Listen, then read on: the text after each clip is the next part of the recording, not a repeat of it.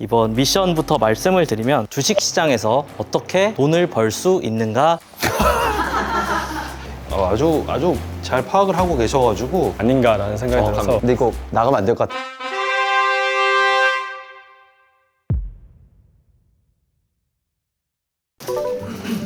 안녕하십니까. 발표 시작하겠습니다. 대학생이 과연 어떻게 해야 주식에 조금 더 흥미를 갖고 제가 투자해서 계속 투자를 할 수 있는 시간. 사실 공부를 하다 보면 사고 싶은 기업도 많고 매수하고 싶은 주식도 많은데 일단은 굉장히 떨렸고요. 배당 투자도 하고 뭐 가치 투자도 하고 이렇게 변을 다는 경우들이 많잖아요. 젊어서 생긴 이 시대의 문제는 어떻게 해석하면 될까요? 가치 투자의 걸림돌 중에 하나인 것 같거든요. 평범한 기업이지만 뭐 너무 싸거나 그러면은 뭐 전혀 배제하고 그냥 위대한 기업만 고집을 하실 건지. 저한테 훔쳐가고 싶은 기술은 그냥 최양성소에 임하는 각오 내지는 원하는 거 이렇게 물어보면 너무 광범위하고 좀 추상적인 답변을 받을 것 같았어요.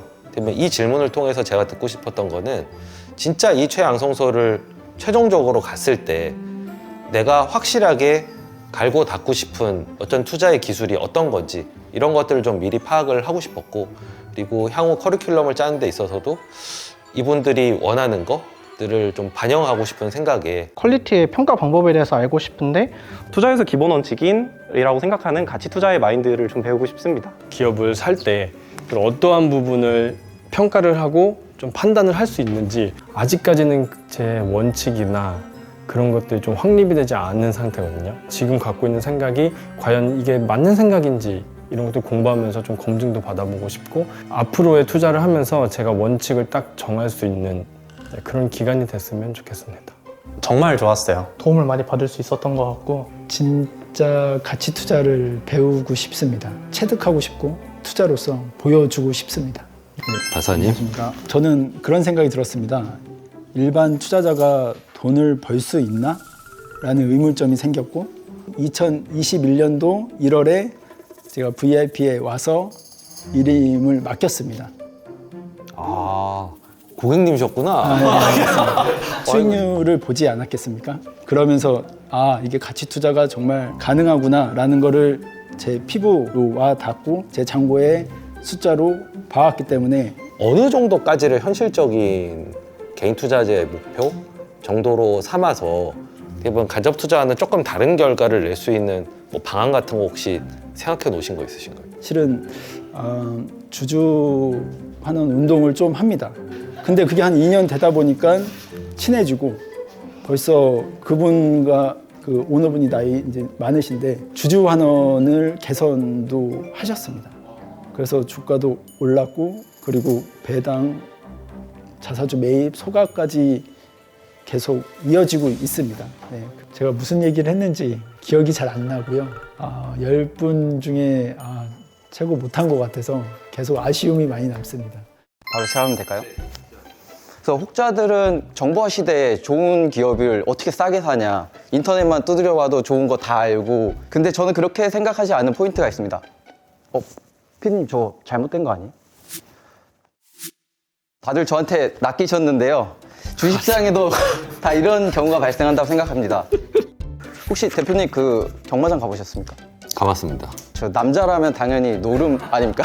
근데 이거 나가면 안 될 것 같아요. 장인어른 보시면 안 되는데 경마장에 가서 이제 경마지를 들고 분석을 한 적이 있습니다. 근데 경마 데이터를 보니까 굉장히 주요한 그 데이터들이 많더라고요. 뭐 말의 주행 데이터라든지 아니면 기수들의 뭔가 역량이라든지 그 부분을 갖고 제가 이건 내가 파악할 수 있겠다라는 생각에서 각 그 데이터들을 수치화해가지고 이제 총량의 합계가 가장 높은 순으로 베팅을 했습니다. 그래서 제가 1등을 3번 연속 맞췄거든요. 여기서 재능을 찾았구나라는 생각을 해서, 그래서 제가 있던 돈을 다, 남자는 당연히 이제 올인 이제 여자친구 돈까지 끌어다가 아무튼 베팅을 했는데요. 그 말이 3등을 했습니다. 3배가 났었는데 한 번에 제로가 되는 걸 경험을 했고요. 정말 기회가 왔을 때 유의미한 결과값을 내려면 어느 정도의 비중 그리고 어느 정도의 리스크 감수는 해야 된다라고 생각을 하고 있지만 좀 더 유연한 자세, 현명한 생각을 해야 되지 않나 하는 생각이 듭니다. 저한테 훔쳐가고 싶은 투자 기술은? 근데 기술이라고 하기보다는 사실 대표님 사생활이 더 궁금한데요. 사생활? 저랑 대표님의 자산 차이를 제가 그냥 자산을 공개하신 적 없지만 한 100배가 날 수도 있지 않을까, 1000배가 날 수도 있지 않을까 하는데 100배, 1000배를 차이가 나게 하는 포인트가 뭘까? 사실 이게 제일 궁금한 것 같습니다. 실력이나 아니면 다른 분들에 비해서 잘할 수 있을까라는 생각 많이 하는데 그냥 계속 열심히 하겠다. 일단은 진짜 죽기 살기 하겠다. 약간 이런 마인드로 왔습니다. 안녕하세요. 쭈해피라고 합니다. 시장에서 돈을 벌 수 있는 방법에 대한 질문을 딱 처음에 주셨을 때 저는 조금 광범위하게 생각해 봤습니다. 첫 번째로는 다른 사람한테 들어가지고 샀을 때 그럴 때도 운이 따라주면 돈을 벌 수 있습니다. 두 번째로는 내가 그 업계 전문가여가지고 그 어떤 회사의 미래가 그냥 쭉 다 보이는 경우. 세 번째로는 트레이딩입니다. 마지막으로는 저희가 여기에 모인 이유죠. 가치 투자를 통해서 저희는 돈을 벌 수 있다고 생각합니다. 이 가치 투자를 하기 위해서는요, 공부가 필요합니다. 그럼 먼저 종목을 찾아야겠죠. 그리고 지속적으로 수익을 잘 내서 재무의 안정성이 있는가를 봅니다. 아주 잘 파악을 하고 계셔가지고 그냥 일반적인 질문 몇 개만 좀 드릴게요. 이 펀더멘털 위주로 얘기를 많이 하셨는데 여전히 많은 사람들이 수급을 중심으로 해서 많이 생각을 하고 어느 정도는 영향이 있잖아요. 수급에 대해서 어떻게 생각하세요? 수급이 너무 많이 몰리면 가격 변동성이 너무 커서 불안정하다는 생각이 좀 들었거든요. 물론 수급이 많으면 주식 가격이 오를 수 있지만 변동성이 너무나 크기 때문에 잃을 가능성이 크다라고 생각합니다. 이제 수급을 여쭤본 거 아까 남이 모르는 종목을 얘기하셨잖아요. 이런 남이 모르는 종목이 어떻게 해서 알게 되는 걸까요? 우리가 공부를 통해서 앞으로 이 기업이 어떻게 성장할 거고 어떻게 돈을 벌어갈 것인가에 대한 투자 포인트가 맞아 떨어졌을 때 그때 사람들은 그 주식을 알게 되는 것 같습니다. 혹시 투자하면서 좀 실패했던 경험이 있나요? 그 실패의 원인이 어디 있었는지 좀 설명해 주실래요? 왜냐하면 이렇게 잘하시는데 저는 제 실패의 원인은 참을성이 좀 없고 기다림을 잘 못한다라는 부분이 조금 있는 것 같습니다. 저한테 훔쳐가고 싶은 투자의 기술은? 그 투자 포인트를 확신을 가질 수 있도록 설정하는 방법을 좀 가져가고 싶습니다. 감사합니다. 네, 시작하겠습니다. 제가 생각하는 주식 투자로 돈 버는 방법은 저에게 잘 맞는 투자 방법을 찾아서 공부하는 거라고 생각하는데요. 뭐 단타가 잘 맞는 사람도 있고 또 뭐 배당주 투자, 또 지수 추종하는 ETF 투자 이런 것들이 잘 맞는 사람도 있다고 생각합니다. 하지만 제가 여태까지 약 2년 동안 제대로 투자하면서 잘 맞다고 생각했던 것은 이제 기업에 대해서 깊이 공부하고 좀 성장 가능성이 높은 기업에다가 투자를 하는 것이었는데요. 단 여기서 조건은 가치보다 쌀 때 사가지고 가치보다 비쌀 때 팔거나 아니면 목표 주가에 도달했을 때 파는 것입니다. 예를 들어서 투자 아이디어를 찾는 방법에 대해서 잠깐 말씀을 드려보려고 하는데 요즘 트렌드를 파악하는 건데요.